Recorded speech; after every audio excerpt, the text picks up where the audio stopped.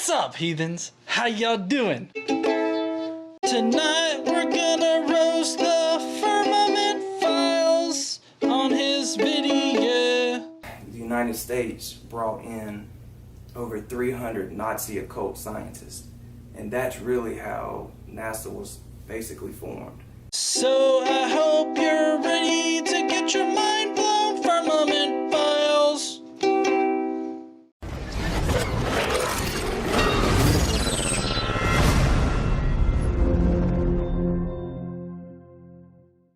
This is Firmament Files. Everybody say hi to Firmament Files. I'm just going to call you the Firmament. Okay, so let's see what Firmament has to tell us. What you got to say? So when it comes to cosmology, there's basically two schools of thought. You got Geocentrism, which has actually been the main school of thought since the beginning of time.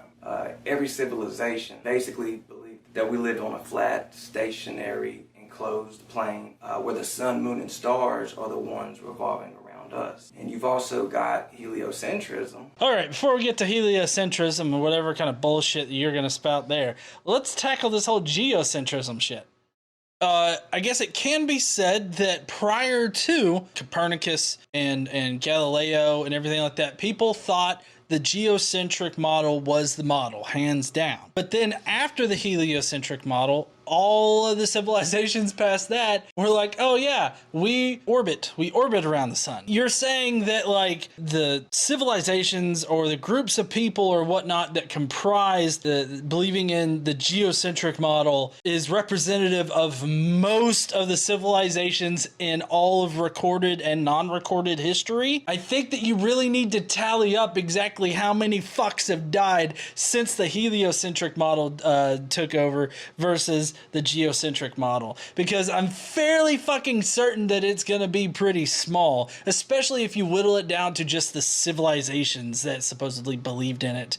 I would say that you're wrong there, that for a majority of the time, people have not thought that the Earth was the center of the universe. I would highly contest that idea. Now let's get on into the heliocentric model, which tells us that we are spinning at over 1,000 miles per hour, circling the sun at 67,000 miles per hour, while the whole galaxy is traveling through infinite space at crazy speed. Yeah, that is pretty amazing, but that doesn't mean that it's not true. If you understood like relativity and how relative speeds work, like you're moving at a certain speed relative to a reference point is what you're doing. And that was introduced from Copernicus in the mid-16th century. Actually, Pythagoras came up with the idea before that, but Copernicus had already been working on a body of work that he was going to publish after he died. But the Vatican and the Jesuits basically persuaded him and pushed him to release it. And not only that, but come up with these other theories that would take people's minds away from the Creator,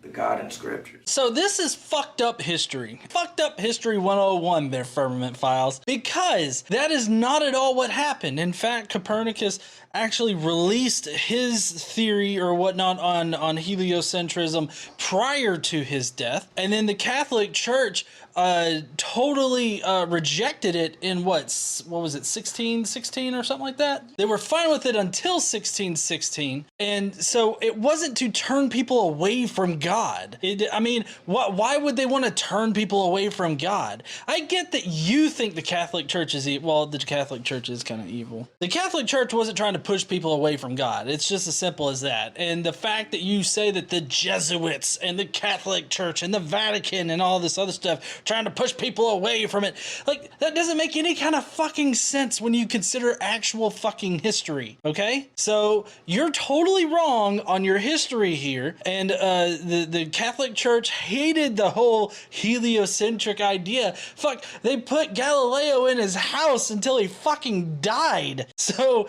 don't tell me that the Catholic Church pushed him to fucking publish it to turn people away from God. So that's kind of how we got these two schools of thought here. Well, no, that's not how we got those two schools of thought. I mean, no, you just stated the geocentric universe idea, and you just said that's what they all believed all the way up until heliocentrism fucked us over. Now that we have the two schools of thought already set up, Now we have to look at NASA. NASA was the biggest hurdle for me to get over when I started research. But let me tell you a little bit about NASA.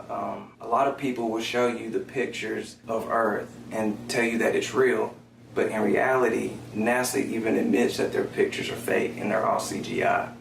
They're all composites. There's a lot of holes in what we accept as truth versus what NASA tells us. Okay, so just to point this out, CGI is different than composite photography. Okay, the DSCVR satellite, Discover satellite, it takes pictures of the Earth and it takes it in 3 different lenses, right? You got a green one, you got a red one, and you got a blue one, and then they composite the image on top. They put actual pictures together in order to make them work. They're not CGI. They're just taken in a way that we can take pictures in space and get good colors and get good picture of the Earth. You can look at the moon missions. My question is, how could we have... They faked 6 of the moon missions? What are you even talking about? So Apollo 11 landed on the actual moon. And so you're saying they faked from maybe 11 onward? But like Apollos 1 through 10, those were legit. 11 through the rest of them were not. I can't remember how many of the missions just left, went, and like orbited the moon and then came back. And just because you can play around with the picture and get the picture to do weird things doesn't mean that those pictures are faked. Went to the moon if we can't leave low Earth orbit, and they admit that. They say the moon is like 238,000 miles away from Earth, but low Earth orbit is between that. So we've got a problem there. Nope, actually there is no problem there. If you actually researched the Van Allen radiation belts, I'm guessing that you didn't actually research that point. I'm guessing you found some kind of flat earth Q&A page or something like that that says, we can't leave low Earth orbit. You know, right now with our current technology, we can't get past the Van Allen radiation belts because of the kind of technology that we have. We have to develop new technology, true. But that doesn't mean that in the past, we have not passed through the Van Allen radiation belts. The command module and the lunar lander, those were shielded from radiation. Also, the fact that the actual mission went through the thinnest and weakest parts of the belt, they did not get enough radiation to actually fucking matter. They got less than 1 rad going through there the entire time that they were there. Less than 1 rad. That's like 2 or 3 fucking x-rays. I don't know if you've had an x-ray, but you've had about as much radiation as the astronauts have had. Well, the reason why we can't go today is we have digital equipment, and also the Apollo technology we had to do away with because of the fact that it was getting really old and worn out. And there's no reason for us to have that equipment and have it and just keep using that same equipment. We can develop new technology to get that far out. Okay, but also we need a good reason to go there. What other reasons are there to go back to the moon? What are we going to do? Build a spaceport on the moon? I mean, that would be awesome. But at the same time, the budget of NASA is so fucking small. It's barely a sliver on the goddamn FY20, whatever the fuck you want to name it. It's never going to get that much money to be able to put a lot of shit into it. Of course, Trump has his fucking Space Force, but that's not going to go anywhere other than a control room. We've got fake CGI pictures. Everything that you look at are all cartoons. You cannot show me a real picture. They even admit that they have to be faked. Well, no, they don't. They're not faked. What he literally said is they're Photoshopped because they have to be. I know that because of that fucking ODD TV rap song where he's like, it's Photoshop because it has to be. And it just gets stuck in my head every single fucking time I have to say it. But Photoshop does not mean CGI, okay? Just because they have to fill in some gaps because of the satellite pictures and everything that they take doesn't cover every single square inch of the planet does not mean that it's a CGI photo. Also, Operation Paperclip. This was after... There it is. It's the Nazi shit, honey. World War II. When the United States brought in over 300 Nazi occult scientists.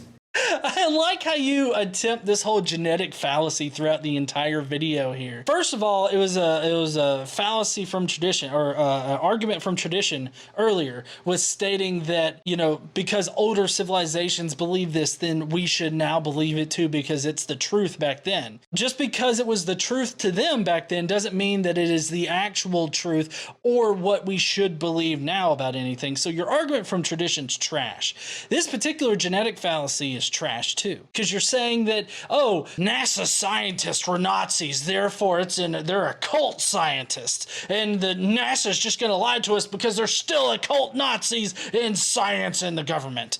Okay, good point, honey. They were 88 defected Nazi scientists. They were not occult scientists or anything like that, and they were recruited after the inception of NASA. I remember that much. Okay. Also, Werner von Braun, did you know that he was actually arrested by the Nazis and then eventually let go and he defected? Yeah. Interesting point that you seem to not make here. And that's really how NASA was basically formed. No, NASA was formed prior to the Nazis being incorporated. Well, they're defective Nazis, so calling them Nazis really is disingenuous because they weren't Nazis at that point. Did they come from Germany and did they work on the Nazi programs for the V2 rocket? Of course. But that doesn't mean that they are Nazis when they got integrated into NASA. They were working for our space program. There's no reason to think that they were secretly still fucking occult Nazis. And under the leadership of Werner von Braun, we kind of come up with modern day science of rocketry and things of that nature. Oh, is the science of rocketry part of the whole religion of scientism too? Honey, do you sacrifice cats before you do the rocketry science? Rabbit. Oh, they're rabbits? Yeah. What about the small children? Everything that they give us is a fraud.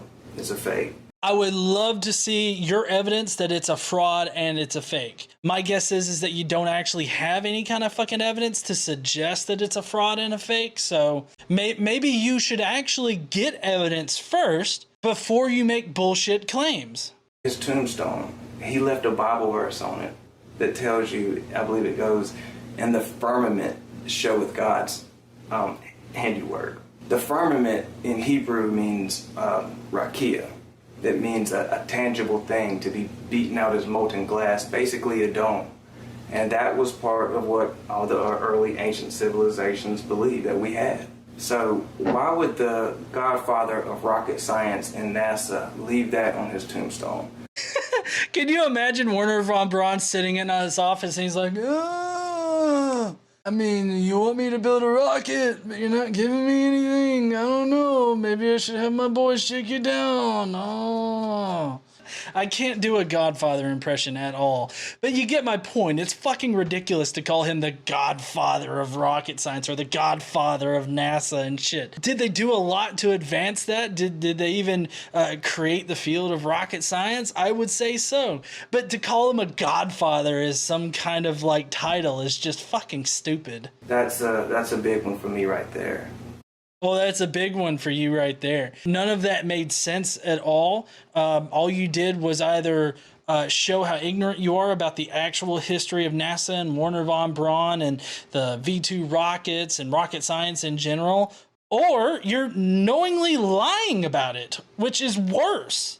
Bubbles in space. And you can look on YouTube right now and you can see videos of astronauts supposedly at the ISS or whatnot with bubbles shooting up. I mean, you can see like distortions in the video feed, sure, but they're not bubbles. I don't know how you get that in space. There's also a video of a bee that flies around them as well, so I don't. Oh, honey, did you hear about the fucking underwater bees? They now have fucking submarine suits that they can put on, and they can go directly into the fucking water and sting your ass. I have you.